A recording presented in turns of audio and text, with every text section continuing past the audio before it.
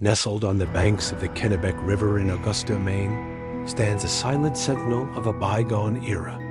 Old Fort Western, built in 1754, is the nation's oldest surviving wooden fort. For centuries, its timber walls have absorbed the echoes of frontier life, the anxieties of conflict, and the weight of human tragedy. And some say, these echoes have never truly faded. Welcome to the fifth installment in our exploration of hauntings in Kennebec County, where we delve into the spectral lore of Old Fort Western, a place where history is not merely remembered, but reputedly relived by those who cannot or will not depart. The fort's long history as a colonial outpost, a storehouse, and a tenement has left an indelible mark not only on the landscape, but also on the veil between worlds. Visitors and paranormal investigators alike speak of phenomena that defy simple explanation, of a pervasive feeling that they are not entirely alone within its historic confines.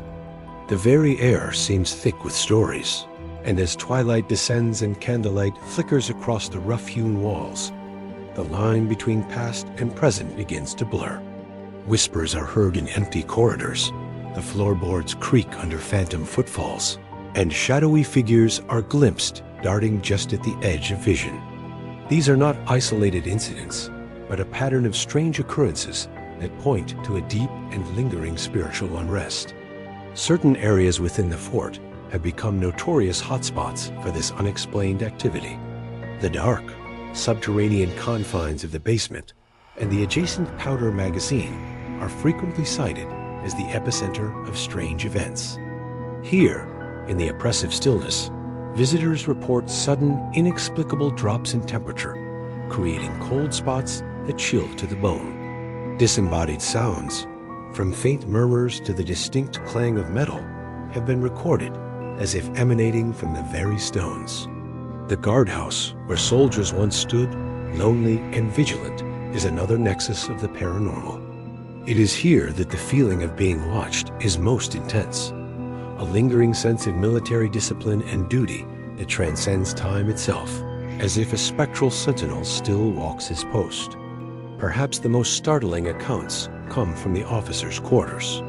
Within these rooms, where the fort's commanders once strategized and lived, the activity can be more direct, more personal.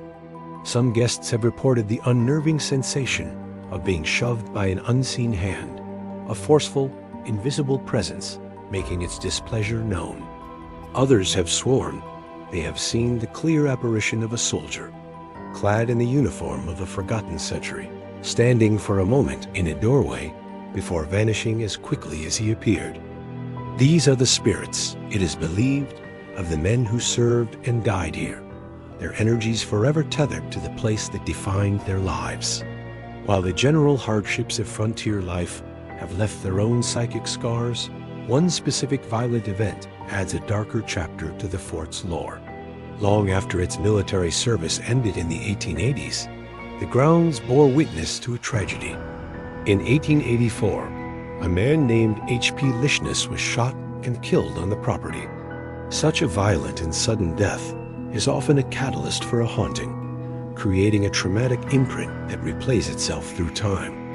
Many believe that this dark memory contributes to the restless atmosphere, adding another layer of sorrow and unresolved energy to the fort's spectral tapestry. Why has this historic landmark become such a well-known haunt? Its sheer longevity is a primary factor.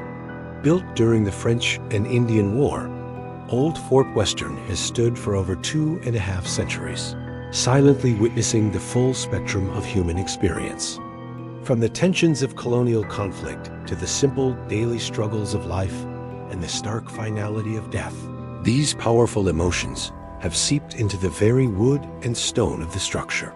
Its atmospheric setting, perched beside the often mist-shrouded Kennebec River, only enhances its spooky reputation, especially in the quiet seasons of early spring or late fall, when the crowds have thinned and the river fog rolls in to embrace the old timbers. The fort feels like a world unto itself, a place where the past is palpably present. For those willing to gather their own evidence, a visit during these off-peak times is highly recommended. The reduced foot traffic and heightened atmosphere create the ideal conditions for a potential encounter. Esteemed groups like the Maine Ghost Hunters have conducted their own investigations here, documenting their findings and lending credibility to the countless personal anecdotes. Their work, detailed on their website, confirms that the whispers of Old Fort Western are more than just the wind. They are the voices of history, calling from the shadows, ensuring the stories of this venerable haunted fort are never forgotten. For more fascinating mini-documentaries like this, please like and subscribe so you don't miss the next episodes of this series, Hauntings in Kennebec County and Augusta, Maine. All of these are based on the Gothic ghost story of author Sharon Desrousseaux. The book itself, a tenacious grasp on reality. This episode, the fifth in this series, is on the channel named after that Gothic ghost story.